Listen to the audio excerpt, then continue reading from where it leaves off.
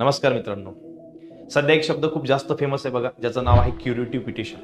काय असतो curative petition? अतिशय साध्या भाषेत समजून घेण्याचा प्रयत्न करूया.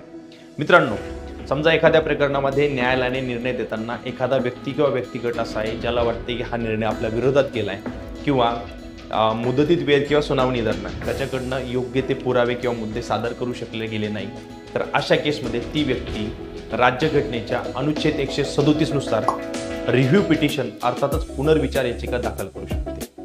आता या रिव्ह्यू पिटिशनच्या दरम्यान कोर्टाने तोच निर्णय जर कंटिन्यू ठेवला किंवा ती याचिका त्याची फेटाळली, तर त्याला न्याय मिळवण्याचा शेवटचा पर्याय म्हणून राज्यघटनेच्या अनुच्छेद 142 नुसार क्युरेटिव्ह पिटिशन अर्थातच दुरुस्ती याचिका दाखल करता येते. आता ही क्युरेटिव्ह पिटिशन सर्वच प्रकरणामध्ये दाखल केली जात नाही. खूप महत्त्वाच्या आणि कमी अशा केसेसमध्ये ही दाखल केली जातात.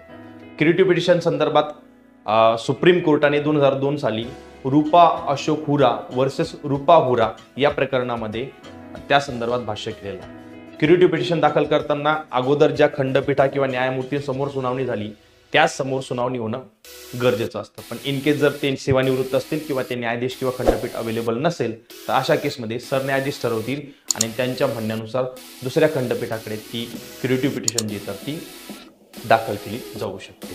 तर अशाच इंटरेस्टिंग गोष्टीसाठी चॅनलला लाईक, शेअर आणि सबस्क्राईब करायला विसरू नका.